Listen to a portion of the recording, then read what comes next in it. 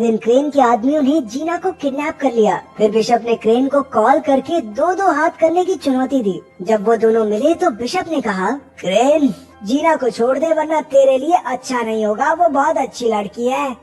जरा सोचो, एक पेशेवर हत्यारा एक खास काम को अंजाम देने के लिए जानबूझकर दुनिया की सबसे खतरनाक जेल में घुस जाए, लेकिन वो वहाँ से निकल पाएगा या नहीं ये तो कहानी सुनकर ही पता चलेगा। कहानी की शुरुआत होती है आर्थर बिशप नाम के एक आदमी से जो समुद्र किनारे अपनी बोट में रहता था। एक दिन वो सुबह उठा और कॉफी पीने के बाद बोट से बाहर निकला। तभी उसने बोट में लगे एक बॉम्ब को चालू कर दिया ताकि कोई उसकी बोट चुरा न सके। ये कौन सा तरीका है चोरी रोकने का? फिर वो अपनी बाइक पर एक रेस्टोरेंट में पहुंचा। वहाँ के सब लोग उसे पहले ही जानते थे और वेटर ने उसे समुद्र के पास वाली जगह पर बैठाया। तभी एक लड़की उसके सामने आकर बैठ गई और कहने लगी कि वो काफी समय से उसकी तलाश कर रही है। लड़की ने कहा कि उसका बॉस चाहता है कि बिशप 3 लोगों का खून करे, लेकिन लगना ऐसा चाहिए कि उनकी मौत सिर्फ एक हादसा था। वो जानती थी कि ये काम बिशप के लिए मुश्किल नहीं, क्योंकि वो इस खेल का पुराना खिलाड़ी है। लड़की ने उसे धमकी दी कि अगर उसने हाँ नहीं की तो वो पुलिस को खबर कर देगी। वो सबको खबर कर देगी कि बिशप जिंदा है, क्योंकि पिछली बार वो अपनी मौत का नाटक करके पुलिस से बच निकला था। तभी बिशप ने देखा कि इस लड़की के साथ कुछ और भी लोग हैं जो उसे ही देख रहे थे। अचानक उसने अपना फोन निकाल कर उस लड़की की तस्वीर ले ली। जैसे ही लड़की ने बंदूक निकालने की कोशिश की तो बिशप ने उस पर हमला कर दिया। ये देखकर लड़की के साथी भी बिशप पर टूट पड़े, लेकिन उसने एक एक करके सबको धूल चटा दी। फिर बिशप ने देखा कि नीचे से और गुंडे उसे पकड़ने आ रहे हैं, इसलिए वो दीवार से कूदकर एक केबल कार पर लटक गया। उस लड़की ने अपने साथियों के साथ बिशप का पीछा किया और केबल कार में घुस गई। वो बिशप को अंदर ढूंढ रही थी, लेकिन वो तो छत पर था। लड़की ने छत पर बंदूक चला दी, लेकिन बिशप ऐन वक्त पर कूद गया और एक पैराशूट पर जा गिरा। रात को जब वो अपनी बोट पर जाने लगा तो उसने देखा कि 2 लोग पहले से ही वहाँ मौजूद थे। उसने बिना समय गवाए अपना फोन निकाला और बोट में धमाका कर दिया। इसके बाद वो माल उतारने और चढ़ाने की जगह पर पहुंचा। उसने एक डब्बा खोला और अपने पासपोर्ट और बाकी कागज जला दिए। फिर बिशप थाईलैंड के एक टापू पर गया, जहाँ वो एक लड़की से मिला जिसे वो पहले से जानता था। ये लड़की वहाँ के एक होटल की मालकिन थी। वो उसे एक कमरे में ले गई और बिशप ने एक खुफिया जगह से एक बैग निकाला। उसमें कई सारे फोन्स, हथियार और पासपोर्ट थे। उसने तस्वीर वाली लड़की के बारे में कुछ जानकारी निकाली तो पता चला कि असल में ये लड़की क्रेन नाम के एक आदमी के लिए काम करती है। उधर जीना नाम की लड़की होटल की मालकिन से मिली और उससे कुछ दवाइयाँ मांगी।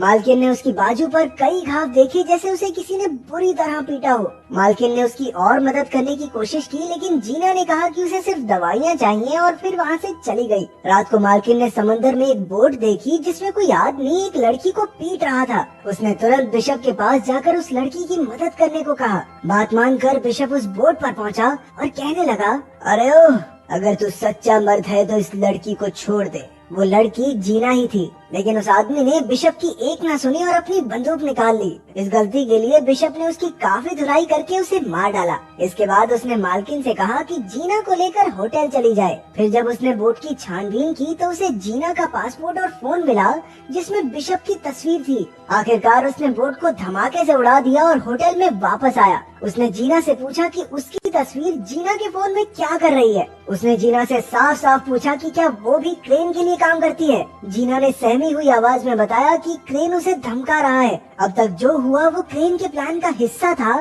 ताकि जीना बिशप से मिल सके। जीना ने बताया, दरअसल मेरा काम तो सिर्फ इतना है कि मुझे तुमसे मिलकर एक नंबर पर कॉल करना है और फिर मेरा मिशन खत्म। बिशप ने पता लगाया कि जीना अनाथ बच्चों को पालती है जिनकी तस्करी हो रही थी। क्रेन ने जीना को धमकाकर कहा कि अगर वो उसकी बात नहीं मानेगी तो वो उसके बच्चों को मार डालेगा। बिशप ने देखा कि एक बोट टापू की ओर बढ़ रही है जिसमें बहुत से आदमी हैं जो टापू पर नजर रखे हुए थे। बिशप ने जीना से कहा, देखो तुम्हें मेरे साथ दोस्ती बढ़ाने का नाटक करना होगा ताकि क्रेन को शक न हो। उसने ऐसा ही किया और बिशप ने इस सब में उसे घसीटने के लिए उससे माफी भी मांगी, लेकिन उसके पास इसके सिवा कोई रास्ता नहीं था। बिशप ने बताया कि उसे जानकर खुशी हुई कि वो अनाथ बच्चों को पालती है, क्योंकि वो खुद भी एक अनाथ था। बचपन में उसे और क्रेन को एक गैंगस्टर ने खरीदा था। बिशप तो उसके चंगुल से भागने में कामयाब हो गया, लेकिन क्रेन भाग न सका। इसलिए उन्होंने क्रेन को गुनहगार समझकर उसे सजा दी और तब से क्रेन बिशप से नफरत करता है। खैर, बिशप ने जीना को इस मुसीबत से निकालने के लिए एक प्लान बनाया और निशानी के तौर पर अपनी घड़ी दी। अगले दिन क्रेन के आदमियों ने जीना को किडनैप कर लिया दिया। फिर बिशप ने क्रेन को कॉल करके दो दो हाथ करने की चुनौती दी। जब वो दोनों मिले तो बिशप ने कहा, क्रेन जीना को छोड़ दे वरना तेरे लिए अच्छा नहीं होगा। वो बहुत अच्छी लड़की है, उसे जाने दे। लेकिन क्रेन कहने लगा, छोड़ तो मैं दूंगा लेकिन उसके लिए तुम्हें 3 लोगों का कत्ल करना होगा। Cold blooded murder. इसमें पहला आदमी है अफ्रीका का एक गुंडा जो दुनिया की सबसे खतरनाक जेल में कैद है। फिर क्रेन ने उसे एक जीपीएस ट्रैकर निगलने को कहा ताकि काम पूरा होने पर उसके आदमी बिशप तक पहुंच सके। जब बिशप ने जीना के जिंदा होने का सबूत मांगा तो क्रेन ने कहा कि हर मिशन पूरा करने के बाद वो जीना से फोन पर बात कर सकता है और तीनों मिशन पूरे हो जाने के बाद जीना रिहा हो जाएगी। अब बिशप ने अपना काम शुरू कर दिया। उसे पता चला कि वो जेल समुद्र के बीचों बीच है जो शार्क से भरा हुआ था और जेल के चारों ओर 100 मीटर लंबे पहाड़ थे, इसलिए उस जेल में घुसना लगभग नामुमकिन था। इसके बाद बिशप ने कुछ गैंगस्टर्स की जानकारी निकाली और एक आदमी चुना जिसके चेहरे पर एक टैटू था। उसने उसी आदमी जैसा हुलिया बनाया और फिर मिशन के लिए जरूरी सामान खरीद लिया। अगले दिन जब वो सड़क पर घूम रहा था तो पुलिस ने उसे गैंगस्टर समझकर गिरफ्तार करके जेल में डाल दिया। जेल में उसने देखा कि उसका शिकार तो हर समय 4-5 लोग साथ लेकर चलता है। उसे एक साथी कैदी ने बताया कि इस आदमी का नाम क्रिल है